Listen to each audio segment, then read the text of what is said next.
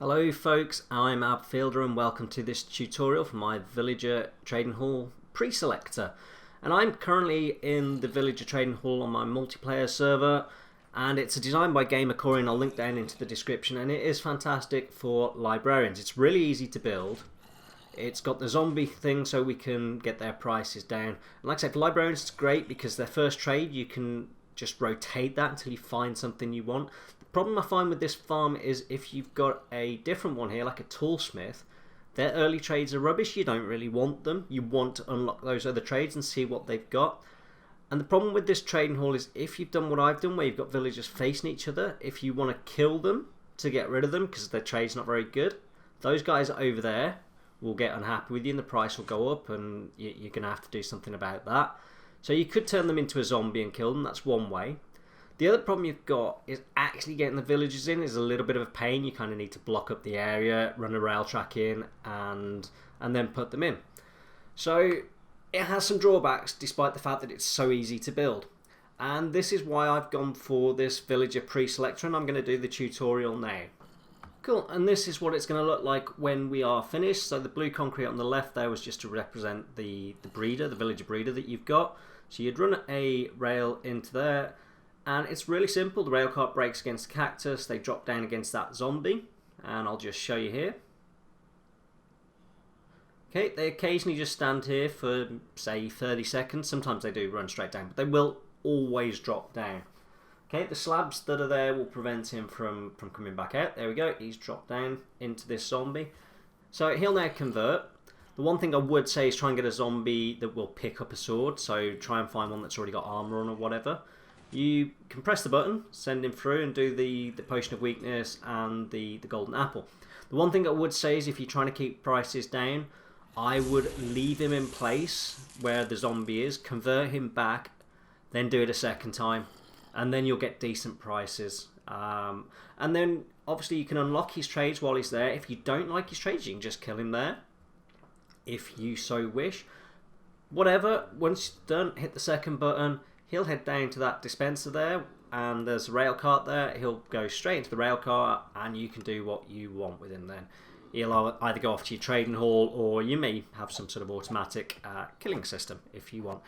The advantages of this, like I say, is the fact that you can kind of just do this really rapidly. So the other issue that I find with that farm, with it being so big, is you need quite a few zombies to do this zombification. It's quite slow. So this is pretty much instant, as you saw, every single time. It's also like a really repeatable process. So if you need to go through quite a lot of villagers, then this is a great way of doing it. I mean, I went through like 20 villagers to get one with a pickaxe that I wanted. So yeah, let's jump into the block by block tutorial. Okay, and first off you need your area, and this is a 12 by 6 area, so 6 on that side and 12 on that side. You obviously don't need to do it in blue and white concrete. I've just done that there, so if you pause the video you can count those blocks a bit easier.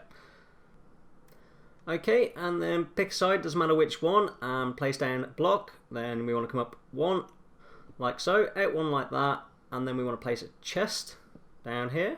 A hopper going into that, and that's just going to collect minecarts. Alright, and then we can bring in our rail feed, and this will come from your villager breeder. Okay, and then we're going to need to put a block behind that. We can stick a redstone torch under there, and that will power those rails. Okay, and then on top of this block of sand and your cactus. Okay, and that's the first bit done. And I'll just zoom around here so you can see how that looks. Okay, so let's continue with this now. Let's build up the sides of this thing. So obviously at all points we need it to be a minimum of 2 blocks high just to get the villager through and make sure they don't escape as well. Cool, so we're going to do that. The only thing that I need to kind of warn you about here is, actually let's just take that block out, we don't want one there, is that we don't want to place a block against that cactus. So on the diagonals is okay, but yeah, where I'm pointing there, don't place a block. Same on all, well, 3 sides, all 4 sides, but there's rail, so you can't place a block there anyway on the 4th side. If you do, the cactus will break, and if that happens, that's not a problem. Just knock out the block, stick the cactus back. With a bit of luck, the cactus will have gone in the hopper anyway that collects the mine carts. Cool, so just put that over, roof over it. Can actually put a block straight over the top of that cactus. That's okay, it's just on the sides that you can't do that. Okay, let's run down here. So this is where the villager is going to drop down once they come out of the minecart. We'll just need to build this up a bit. And again, it needs to be too high at all points so that the villager doesn't drop out. And just for safety, you kind of might want to go one higher. And just so you don't kind of block them off or anything. Okay, so we're just going to build this out for a second.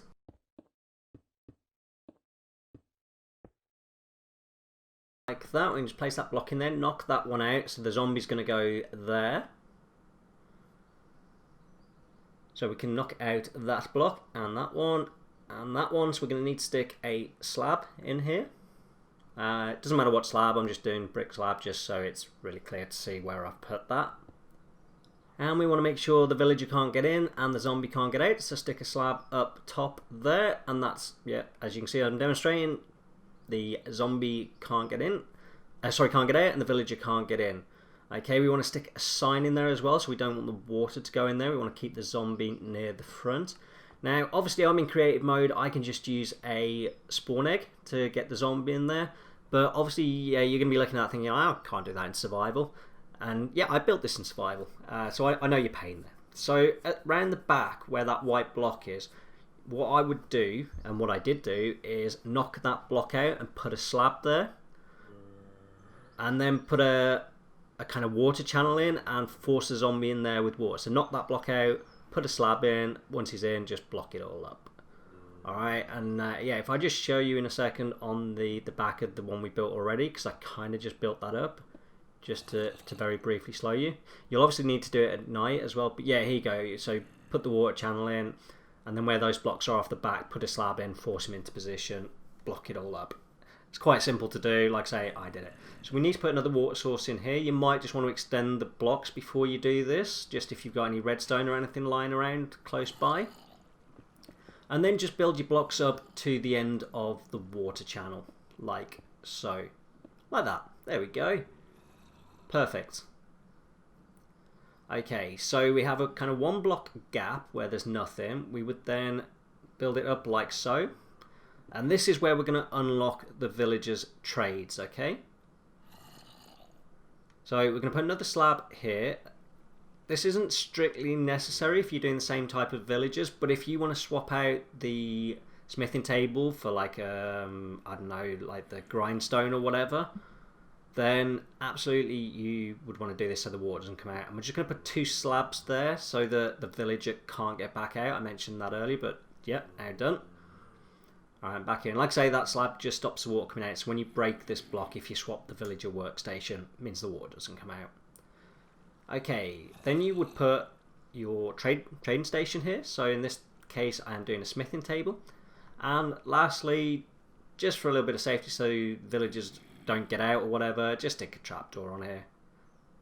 Probably not strictly necessary, but yeah, just stick it on there, and that just makes it a bit safer. And if you hold the villager in there or whatever, it should make them a little bit safer. Alright, you want to run down your block so it's 2, 3 high or whatever, all the way down so the villager can't get out. And the next thing we need to do is stick in sticky pistons.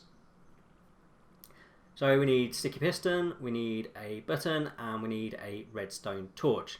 So the default for these sticky pistons is that they are going to be powered, and we're going to use slabs, not full blocks. If we use full blocks, there's a potential the villager could take a little bit of damage here, so use slabs, it'll stop them moving, and it means they won't take any damage. And put it on the top of the second block like that, and that just stops the villager travelling through.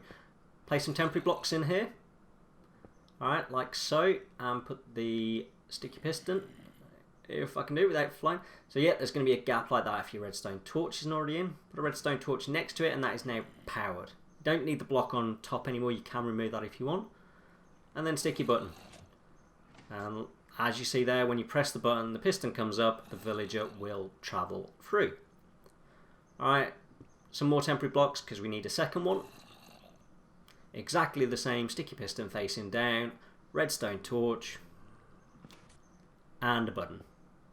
Alright, and then when we want to do something with that villager, we've unlocked his trades or whatever, and we want to send him to the trading hall, you press the second button and he'll shoot all the way through. Run down your blocks, block it all up. You might want to put a roof on this as well, up to you. Like I say, you can take out those, they're temporary blocks, they're not doing anything. Okay, and then the next thing we need to do is the dispenser. This isn't mandatory, you could just have rail in here, you don't need the dispenser. I find it a bit easier just to store the minecarts, to be honest with you. Just bring it out like that. And next we want to put a piece of rail here. Important that you use standard rail if you use the powered variant. If it is powered, then the minecart will just shoot off as soon as you put one on there. If it's unpowered, the villager will not get into the minecart. So use standard rail and just power that up. You can do what you want out of here. Like if you've got like a lever, you could have them go into some sort of automatic killing system if you don't want them. If not, you could send them into your trading hall, obviously, if you like their trades. Stick a button on the back of that dispenser, just block it up. You can leave a hole in there just to make sure there's a minecart, which is what I do. There you go, you press the button, sticks a minecart in. Awesome. And that, folks, that is the build, absolutely and utterly done. I hope you enjoyed this tutorial. There will be a list of the materials you need down in the description, as well as a link to that villager trading hall by Gamer Corey. If you did enjoy the video, please tick like. Feel free to put some comments down below.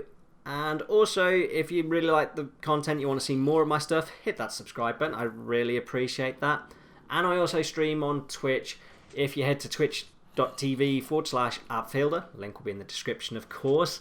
You can see my schedule there. I currently stream on Tuesday, Thursday and Sunday evenings at 8 PM British summertime. If you go to the schedule page, it will translate it into your time zone. I'd love to see you there and have a chat with you all. Like I say, I hope you enjoyed this video. I'm Appfielder. Goodbye.